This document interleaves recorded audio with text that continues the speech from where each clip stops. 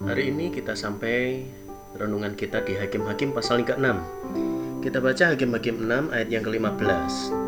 Tetapi jawabnya kepadanya, "Ah Tuhanku, dengan apakah akan ku selamatkan orang Israel? Ketahuilah, kaumku adalah yang paling kecil di antara suku Manasye, dan aku pun seorang yang paling muda di antara kaum keluargaku." Saudara, seringkali bangsa Israel melakukan yang jahat di mata Tuhan. Sekali lagi mereka ditindas oleh bangsa asing, kali ini oleh bangsa Midian. Selama 7 tahun, bangsa Midian begitu membuat mereka melarat, karena hasil panenan mereka selalu dirampas orang Midian, orang Amalek, dan bangsa lain. Mereka juga dicekam ketakutan, sampai mereka tinggal di gua-gua di pegunungan. Ketika mereka berseru kepada Tuhan melalui nabinya, Tuhan justru berkata bahwa itu adalah akibat kesalahan Israel sendiri.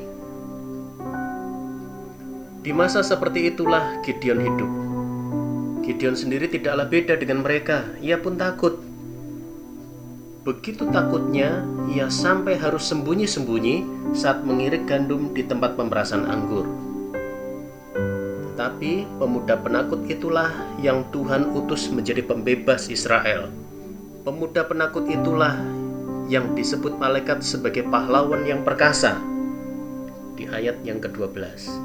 Mirip dengan Musa saat diutus untuk membebaskan Israel, Gideon pun beralasan kaumnya adalah yang terkecil di antara suku Manasye, dan dia pun adalah yang termuda di antara kaumnya. Ketika ia lalu mulai menuruti perintah Tuhan untuk pertama-tama merobohkan mezbah Baal, ia pun melakukannya di malam hari karena takut. Sesudah peristiwa itu, karena masih takut, Gideon sampai 2 kali meminta tanda pada Tuhan. Mengapa Tuhan tetap mengutus si penakut ini? Mengapa bukan orang lain yang sedikit lebih berani? Mengapa Tuhan mengabulkan saat Gideon 2 kali meminta tanda untuk meyakinkan dirinya? Kisah Gideon sesungguhnya menunjukkan bahwa kadangkala justru orang yang takut, yang merasa dirinya kecil dan tak punya kekuatan, inilah yang bisa dipakai Tuhan luar biasa. Orang seperti inilah yang bisa benar-benar berserah kepada Tuhan dan tidak lantas merasa bahwa jika berhasil, maka itu karena kekuatannya. Takut yang dimiliki Gideon berbeda dengan takut karena dosa. Tapi Gideon takut karena sadar bahwa dirinya tidak punya apa-apa, tidak mampu. Namun dengan percaya pada Tuhanlah, maka ketakutan itu justru bisa menjadi iman yang sangat luar biasa. Pernahkah Anda takut dan ragu dalam melakukan perintah Tuhan? Berimanlah kepadanya. Sadari bahwa kekuatan kita hanya dari Tuhan. Kita tidak bisa berbuat atau meraih apa-apa jika tanpa penyertaan Tuhan.